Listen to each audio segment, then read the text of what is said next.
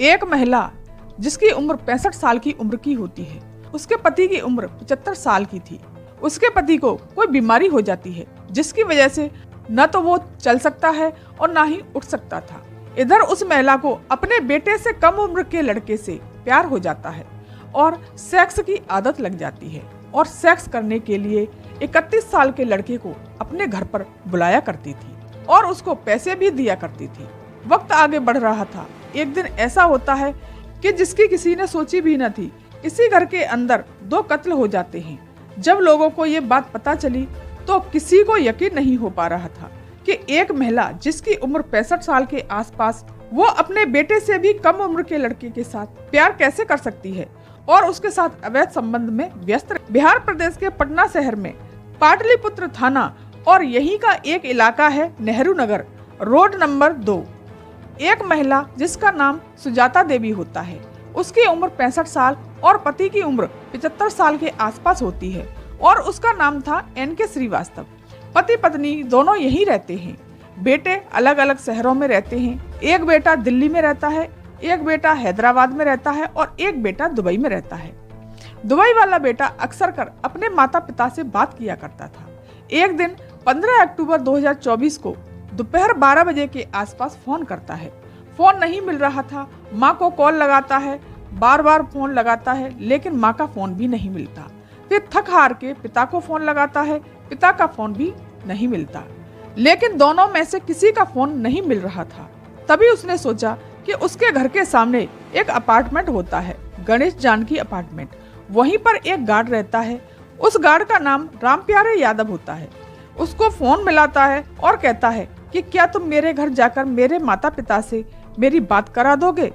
Guard कहने लगा कि भाई साहब थोड़ा टाइम दे दो, मैं अभी जाकर आपकी बात कराता हूँ। रामप्यारे यादव उसके घर पहुँच जाता है। उसके घर के बाहर दरवाजा बंद था, कड़ी लगी हुई थी। उसको खोलता है और खोलकर अंदर घुसता है। जब अंदर का दृश्य देखकर वो चीखने लगता है। वो फोन पर उस लड़के से बात कर रहा था। तुरंत वो वीडियो कॉल करता है। देखा कि एक लाश किचन में पड़ी हुई है और एक लाश बेडरूम पर पड़ी हुई है।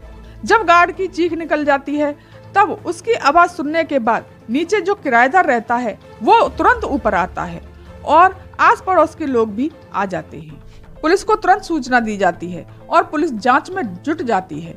ये दंपति रिटायर्ड अधिकारी 75 साल के आसपास और उनकी पत्नी 65 साल, इनका नाम सुजाता देवी होता है। दोनों की लाश पड़ी हुई थी। पुलिस ने देखा तो कहा कि जिसने भी इन्हें मारा होगा वो किसी धारदार हथियार से मारा है। एक नहीं बल्कि बार बार वार किए गए थे। उस महिला के चेहरे को किसी भारी चीज से मारकर बिगाड़ दिया गया था। घर में कुछ जेवर और नगद पैसे रखे थे, लेकिन वो गायब नहीं थे। पुलिस ये सोचने पर मजबूर थी कि आखिरकार इनका कत्ल क्यों हुआ है और किसने किया है। इधर तीनों बेटे भी आ चुके थे। उनके गांव वालों को भी सूचना दी जाती है और गांव वाले भी उस जगह पर पहुंच जाते हैं। सभी से पुलिस पूछताछ कर रही थी, लेकिन कोई सुराग हाथ नहीं लग रहा था। तभी आसपास के सीसीटीवी कैमरे खंगालना शुरू कर देती है, फिर भी उनको कोई भी सफलता हाथ नहीं लगती। इनके मोबाइल की CDR भी निकलवाई जाती है, लेकिन उससे भी कोई इनको सफलता प्राप्त नहीं होती। SSP ने कई टीम बना दी, फॉरेंसिक टीम भी आ जाती है और जांच करना शुरू कर देती है। कुछ चीजें उठा रही थी और देख रही थी, फिर भी कोई सुराग नहीं मिल रहा था। तभी एक व्यक्ति आता है और कहता है कि 11 सेकंड की एक CCTV फुटेज है, शायद आपके कुछ काम आ जाए। तभी पुलिस ने वो फुटेज देखी और पता चलता है कि एक व्यक्ति इन्हीं के घर की तरफ से आ रहा थे। वो एक बाइक पर बैठा हुआ है। उस व्यक्ति के कपड़े की पहचान तो हो रही है, लेकिन उस व्यक्ति की पहचान नहीं हो पा रही थी कि आखिरकार ये कौन है। पूरा पटना शहर और उनके रिश्तेदार और बेटे सभी इस मामले को जानने की कोशिश कर रहे थे कि आखिरकार ये डबल मर्डर किसने किया और क्यों किया। फिर पुलिस रोड के CCTV कैमरे खंगालना शुरू कर देती है। बाइक पर सवार उस लड़के की शर्ट के कलर को पहचान कर उसके बारे में पता लगा लिया जाता है। उस लड़के का नाम होता है अमित कुमार उर्फ टिंकू, जो कि राजीव नगर रोड नंबर 27 पर रहता है और नेहरू नगर में उसका किराने का स्टोर होता है। और तभी आसपास के लोगों से पता चला कि ये तो टिंकू है। पुलिस ने वहां जाकर उसको उठाती है और उससे पूछताछ करती है और कहती है कि हमने तुम्हारी रिकॉर्डिंग देखी है।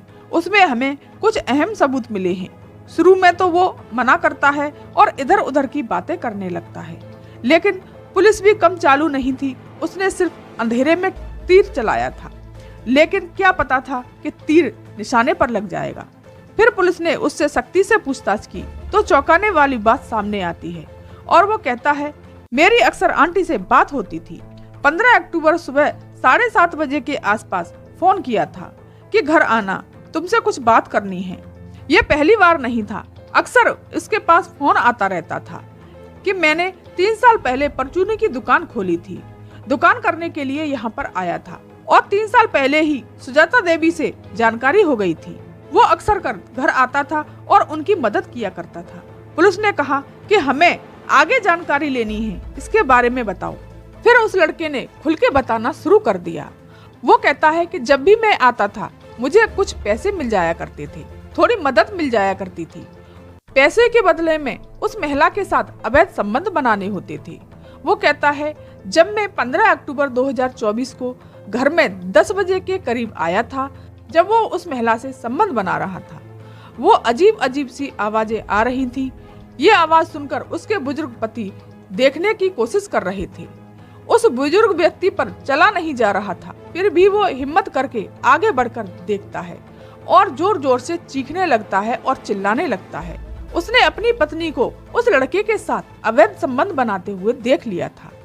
लड़का तुरंत उठता है। लड़का असल में डर जाता है कि अब क्या होगा, कहीं मैं जेल न चला जाऊं। वो आकर बुजुर्ग व्यक्ति को बेड पर धकेलता है और उसके मुंह पर तकिया लगाकर उसे मारने की कोशिश कर रहा था। तभी उसकी पत्नी यानी कि बुजुर्ग महिला आती है और अपने पति के ऊपर तेज धारदार चाकू से वार करने लगती है। जब तक वार करती है तब तक उसके प्राण न निकल गए। वो लड़के से कहती है कि चलो अच्छा है, अब हमारे बीच कोई नहीं आएगा और तुम डरो मत, कुछ न कुछ सोचते हैं। वो महिला फिर किचन में जाती है और अपने हाथ जो खून से सने हुए थे और चाकू को धोती है। तभी वो लड़का देखता है और सोचने लगता है कि उस महिला के चेहरे पर जरा भी शिकन नहीं थी, कोई भय नहीं था। कहीं ऐसा ना हो कि मैं फंस जाऊं और मेरी सारी हकीकत सभी लोगों के सामने आ जाए और मुझे जेल जाना पड़ जाए। वो उस महिला के पीछे जाकर मुंह को दबा देता है। तभी वो महिला उसके हाथ को काट लेती है। वहीं से चाकू उठाता है और उस महिला का गला रेन देता है और उसके चेहरे पर एक मूसल से वार करता है, उसका चेहरा बिगाड़ देता है। वो महिला हाथों में सोने की चूड़ी पहने हुए थी। उन चूड़ियों को उतारता है और आसपास के कमरों में जाकर देखता है। आसपास के कमरों में उसे कुछ चांदी के बर्तन और कुछ फोन मिलते हैं। उन्हें लेकर के वो आराम से घर से बाहर निकल जाता है।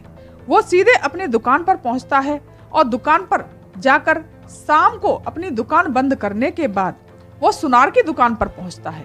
सुनार की दुकान पर जाने के बाद सुनार से कहता है कि मुझे कुछ पैसों की सख्त जरूरत है। 1 लाख रुपए का वो सारा सामान गिरवी रख देता है और फोन अपने घर पर ही छुपा देता है। पुलिस वालों ने उस लड़के को गिरफ्तार कर लिया और जेल भेज दिया। दोस्तों, मेरा उद्देश्य किसी का दिल दुखाना या किसी को चोट पहुंचाना नहीं है, बल्कि जागरूक करना है। धन्यवाद।